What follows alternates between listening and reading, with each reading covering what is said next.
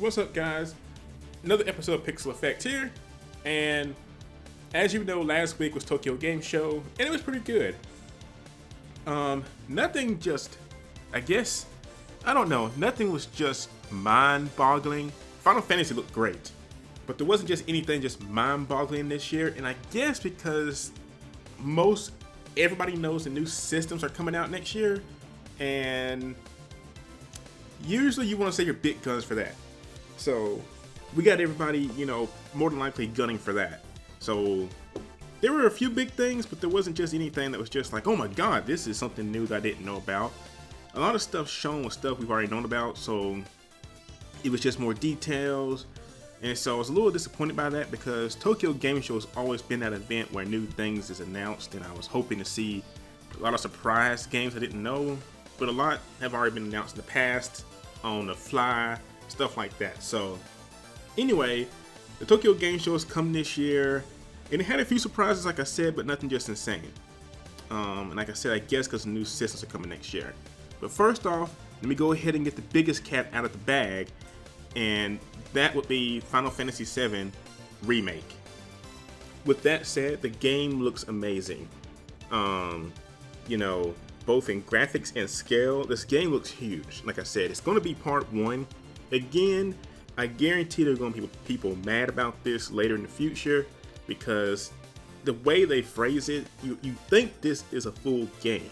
And unless they come out and surprise us, which I highly doubt by March that it's going to be an entire game, I really wish they would have worded it or changed the title, because it's just called Final Fantasy VII Remake. But it's only basically part 1 of 2. Like it's not gonna go into like the end game stuff with like the final fight with Sephiroth and all that. It's not gonna do that, and I wish they would touch on that.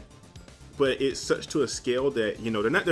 I know why they're not doing it, because it will upset people, and they're not trying to talk about it too much because they're trying to keep the hype train going, which is a good thing. It looks great, but still, we probably won't see part 2 until the PS5 and the Xbox Scarlet drops. It's just not gonna. The game comes out in March. Those new systems are set to drop like in winter, unless they're gonna be launch titles. I really don't see that we're gonna see the second part until 2021, when the PS5 and the Scarlet are already out and everything. But we'll see. Tifa was the biggest aspect of the trailer for me. She looks amazing, and I'm amazed how many fans Tifa has. Because you go into any stream and you just see people freaking out when they see Tifa. Like, she's you could replace Cloud with Tifa, and I guarantee you people will still be happy. I enjoyed seeing her get more showtime in it, and it's going to be a big game. And it kind of has that hype Kingdom Hearts 3 did, and I hope it carries over. Everybody was hyped up for it, but then when it came out, once everybody beat, they're just kind of like, okay, I guess that was somewhat worth the wait. Because honestly, the hype up to Kingdom Hearts 3's launch was just insane. But then when it came out, you didn't really see people just talking about it or saying how amazing it was, really. Unless you got to the really diehard fans that were like those people who ate, slept, and dreamed on fan fictions and all that stuff. Otherwise, it really didn't get as much hype as I wish it did after it came out. Good game. It just didn't live up to the expectations I think everybody had for it. Besides, it didn't meet the hype. No game really does, unless you're Metal Gear Solid 4. That game was just beautiful. That game was amazing. So yeah, that's it for Final Fantasy. The next game I saw that came around was the Once Shabara series, which, if you don't know what that is, it's basically a hack and slash where you play 2 sisters and they fight zombies. Lots and lots of zombies. Cut them up, bloody, action. Not really sure why I paused for that. Sorry, it's my cell phone. I just text my friend and they just text me back. But yeah, I don't know why I paused through each one of those little words, but Once Shabara is an action hack and slash, and you fight zombies, and it's very bloody, and it gets a really high rating in Japan. I think it's like rated Z over there. Basically R-rated M, but a little higher, since Japan doesn't like blood and gore, but skimpy outfits and stuff is A-okay, and that's fine with me. Don't get me wrong, that's definitely okay with me. I'm a fan of DOA and stuff like that. But this game, the girls usually fight in Well, the older sister fights usually in, basically a swimsuit or a bikini, the cowboy hat, cowboy boots, and she uses a sword. Her sister also uses the sword, but she dresses more in the gothic Lolita style. And while she can use the sword, I usually found her attacks, her punches, to be more strong until you get her final form. And it's a lot to explain in the story for that. But anyway, it's getting a new game, and it's basically a remake of the first game, and it looks amazing. Like, the graphics look like some games get remakes and remasters, and this is one of those latter ones that looks nothing like the old one and just looks amazing. Like, it looks great. So I'm excited for that one. Like I said, it just looks god tier, for a remake for this game, because it's not a big budget game either. Like, it's not like your Final Fantasies, but I still enjoy it. It's kind of like EDF. It's like one of those type games where it has a good fan base somewhat, and all that good stuff. So we'll see. There's a collector's edition for it. Usually there is. I hope there is. Last time it was a soundtrack and I think like an extra costume. But anyway, the US usually gets the game, but it takes a few months to, usually about 6 months to get to the US. I don't know if I want to wait that long. I don't know if it was that long for the American version last time, but it was a pretty good bit that I had already beaten the first game and forgotten about, what a disc was. So we'll see. Persona 5 Royale was shown off. A new opening trailer, new animations. It looks like you can do stuff with the twins. I don't know if that means you're going to take them on a little date or something. They have trials you can attempt. So we'll see how that goes. I really like the twins. Insert spoilers right here, because some people get on to me for it. But I mean, Persona 5's been out for how long now? But I like the idea that the twins were actually split and they were actually a fusion type character originally. That was always a big twist for me. But Persona 5 Royale looks amazing. I love the first game. It's like probably in my top 30, if not top 20 games I've played. The music was amazing. I love the characters. Like, I actually cared for each character. It's not one of those games where I only care for the main character or something like that. Like, no, each character was great. The gameplay was amazing, and I'm definitely gonna buy it again. It seems to be enough new features for me to want to justify buying it again and playing through it. Great game, really fun. The only thing I didn't care for was the late game grind, where I think one of the trophies was to get like every single persona, and that was just annoying. But the game is built like that, it's like a darker version of Pokemon to some extent. So we got that. There was a new, surprising, not really because we knew about it, but there was a new trailer for Guilty Gear. Freaking amazing. If you don't know, Guilty Gear is one of my favorite fighting game franchises. And then I kind of moved to BlazBlue for a bit. And, because we didn't get anything new Guilty Gear. So I was like, okay, BlazBlue's my new Guilty Gear. And with that said, it's like Guilty Gear is always one of my favorite games growing up, because it was that late middle school, early high school. I was starting to hang out with like the emo golf kids, I guess you could say, the skateboard kids. I hung out with everybody, but they really liked the Guilty Gear music, and I kind of got into it because of that. And it was just that hardcore rock music when you're playing a fighting game was just awesome, going to an arcade and just hearing those riffs, just a great series. And so I would import the soundtracks. Even when I didn't have the games, I was just mesmerized by it, And I even got the Dust Strikers game. Not that, it wasn't that bad of a game, but it wasn't really Guilty Gear. The mini games were fun, but it wasn't really Guilty Gear. And so, that aside, still, the new game looks amazing. They revealed one new character. We don't know who the heck he is yet. And they also revealed at Tokyo Game Show, Mei is going to be in the game. She looks a lot older. If you follow Guilty Gear's story, which I really, really love the Guilty Gear and BlazBlue storylines. Guilty Gear more than BlazBlue, honestly, now. Because BlazBlue just kind of went off on a tangent and it ended, it was just, it went weird after Continuum shift, I believe. But in Guilty Gear, Mei has always been young. Like in every game, she's like this young girl. Now she's actually older. She looks like an older teen, young adult, Honestly, she looks like she's 20 almost, but no, in Japan she won't be, And some people were actually complaining, saying she's too old now, which I think she still looks great. But like I said, the main thing for me is the story and seeing how it's going to play out. Why they still have Soul and Kai fighting each other is beyond me. But unlike the past games where they're actually enemies trying to kill each other, it seems like in this they're more just friendly rivals. Like, you know, a lot of anime series have like Naruto, Sasuke, Goku, Vegeta, stuff like that. It's kind of like that now, and I think they're at that point where they're just friendly rivals. Because the last game's story, they pretty much came together, you know, so I hate to see that. I would want to see more about that man and see. I'm sorry guys, I'm getting to a Guilty Gear video. No, we're not doing that right now. Anyway, it looks great. I'm hoping to get more information. They said at the end of September we're going to get more information, maybe a new character. My guess is going to be Nioh, maybe Dizzy. Dizzy's usually saved to the last, but we'll see. I'm going to stop because I'll keep going.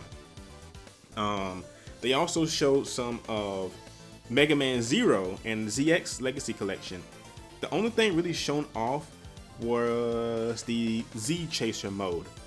And in this, you basically race against an AI until, like, it's 12 maps. And you race against the AI, and it's like about, I think, 5 difficulty levels. And you're trying to beat their time or beat their character. I believe you can see on the screen as you're racing against them, you can compete. So that should be interesting. There's also going to be a local play option, so you can race friends at your house. It bites for me because, again, I mean, local play is fun, but unless you live in a small community and have a lot of friends and you're younger, I mean, yeah, that works, but for me, it doesn't work that well. And there's also going to be an online mode, but unlike the local mode, you cannot hang on, my mind just went blank, so I heard something snap. I believe my refrigerator was just making a noise. But the online mode is just for your times. You can just upload times. You cannot race against the other person online, which I can understand that sorta because of lag spikes and stuff, but still, I would like the option. You know, this day and age, more games should just have some online feature. So, you know, I'm still looking forward to this game. I'm a huge Mega Man Zero fan. I mean, a huge one. I bought the original collection art book before Udon did a reprint of it. Still prefer the old one just because it's a soft cover, you know, so it's kind of, I'm going to probably frame it eventually. But yeah, the game looks good. It's still coming out 2020. Like I said, I kind of wish it had an online feature. Don't think anything else is going to be announced for it though. We don't know yet. Iceborne Monster Hunter has been doing great so far and has a new monster coming in October, aka the Super Saiyan Monkey, Rajang. Sorry if I said that wrong. Rajang is Rajang, so I'm probably saying it wrong. You know, he looks pretty sweet. Looking forward to fighting him again and getting some free hugs. Sakura Wars was also shown off. It looks more action oriented in this version, kind of like Final Fantasy's remake. They're kind of going with a more action oriented, a new game basically in an action oriented style. New characters, new stages. The game looks beautiful. Sakura Wars is, you know, I'm glad they brought that series back. It was a huge surprise for a lot of people. The opening was shown off, but I won't post that because Sega can be okay sometimes, like with soundtrack uploads of certain games and stuff. But when it comes to like anime openings for certain games, they can be kind of iffy. You gotta be careful. Nioh is getting a new game. Definitely one of my favorite games in the PS4's life cycle. Just like Sleeping Dogs would have been my favorite in the PS3s. I love the story, but this game is going to be a prequel. I'm a little sad because I want to see William's story play out and continue, but I guess it eventually ended. I'm not sure. I've heard like chatter on Reddit that he will come back, but you know, Reddit can be a cluster of theories and all kinds of stuff. You gotta be careful with Reddit. Take it with a grain of salt. I hope he comes back. We don't know yet. In this game though, you can actually transform into the creatures, the yokai. Basically, you know, mythical demons and all this. You can transform into them during some fights. There's gonna be a day and night cycle, and at night it's kind of like when the big bads come out, like the tougher creatures. You can leave behind a version of yourself for other players to pick up. Kind of like the last game where you could summon other players to help you in your game. But in this one, you can actually, if you're not there, like say if I get offline, you can actually have an AI based around your character help somebody else out, So it's the best of both worlds. That should be pretty sweet sometimes when you can't be online at a certain time. Granted, I'm not sure how smart the AI is, because in some games, the AI can be pretty dumb. I mean, pretty dumb. You gotta be careful. So that should be kind of interesting. One of the funniest things at Tokyo Game Show that I really enjoy seeing every year, that it's just funny, that many young gamers may not know about, is, I don't want to call them booth babes, I'm just going to call them cosplay girls that you see at these events. I like that name much better. In the past they were called booth girls or booth babes, but now I think cosplay girls is just better. You see a ton of these at Tokyo Game Show, and if you ever watch the videos and you see all these girls dressed up and showing off games and these outfits and cosplay costumes, that's just Tokyo Game Show, and that's Japan in general, at their trade shows sometimes, and they enjoy it. We used to at E3s in America have girls that did the same thing, but over time what happened was they said it was unprofessional and offensive to women, and so they're just going to do away with it, like no more booth girls and stuff. It's offensive, and but honestly, I'm not going to get into a big discussion on that, because everybody has their own thoughts. I'm just going to say a lot of people like doing it, and they got rid of a lot of jobs doing that. Not just a ton of jobs, but people like doing it. People like dressing up. And honestly, like with Tokyo Game Show, it's just cosplay. Now, sometimes it's just, girls wearing skirts and stuff, but a lot of times it's just cosplay. They're having fun doing it. Yeah, especially the Monster Hunter girl. She looked amazing. I love the handler character. She looked like she was having a blast, and her partner, which is just partner, because the poor guy doesn't have a name, In the storylines, he does, but, everywhere else in the cutscenes, he's just partner. And so they do a good job, and I praise them for sticking to it and everything. But those are most of the highlights for Tokyo Game Show that I enjoyed. So, there wasn't just anything, just like I said, just mind-boggling besides Final Fantasy 7. That was amazing. And with all that said, that's pretty much it for Tokyo Game Show. Like I said, decent show. I give it a 7. And that's being generous. Like I said, there wasn't just anything. I guess I'm kind of disappointed. I guess I overhyped myself. There wasn't anything that was just like, oh my god, this, that, here, there, grandma's house, back and forth. There just wasn't anything that was just amazing. Because usually, like I said, Tokyo Game Show, I guess one thing too, a lot of games nowadays get leaked so early, and they get leaked in general. And I don't mind spoilers. Like, some people get really like twisted about spoilers, and I can't understand it. And when I say that, you gotta understand, I grew up in the 90s, early 90s, and I think one reason I don't mind spoilers is because, like, cartoons and stuff back then, you had to wait a week and for a new episode, or you never knew if your show is going to get continued. Nowadays, new episodes come like every day. They're going to have a week-long marathon. There's a new season coming because you got the internet, and See, back then, especially without the internet, you didn't know if your show was continuing. You didn't know if new episodes were coming out each week. You just had to rely on TV guides and, booklets, like TV guide booklets and word of mouth from friends who may have heard something in their little booklets if you didn't get one. And so you were thankful to find out like something. So I guess that's one reason it doesn't bother me, but a lot of stuff nowadays gets leaked, and so we know about everything before it happens, And it's like a lot of these games that are coming out at Tokyo Game Show, we already knew about. Sakura Wars, we knew about. Once Sabara, I knew about already. Final Fantasy, we knew about. It's just more details. Like I said, a lot of stuff shown off we've known about. It's just new details here and there. Mega Man Zero, yeah. But otherwise, it was still a good show. Not as many moments where I jumped out my seat and yelled like at E3 from Phantasy Star, but it was still good. It was still a decent show. I still enjoyed it. But like I said, I think one reason too we didn't see as much is because they're gearing up for next year with the new systems and everything. So that should be interesting. But yeah, that's pretty much it for now. Yet again, I just want to say thank you guys for watching. are watching. Anybody who's new, you know, if you'd like to subscribe to me, I'd be eternally thankful. You know, I'm not going to pester you. I'm not going to say hit up my Patreon link, you know, and start pouring Bitcoins and Doge. Is that how you say it? Is it Doge? I used to call it doggy. Doge coins on me and stuff. But I love it when you guys follow me and stuff. It makes me feel great at work and stuff. Amazed that I've got another 400 subs within like the past like 2 or 3 weeks, you know. That's just amazing. If I get to 5,000, I want to do a giveaway. I'm not sure what I'm going to do yet, but I'm thinking and looking around. It's just been tough thinking about it because, you know, our first big exam comes up in October. If I can do good on it, I will have peace of mind somewhat. So if I can just hold off until then, I'll be good. If I can get this first exam out the way, it's always helped me up.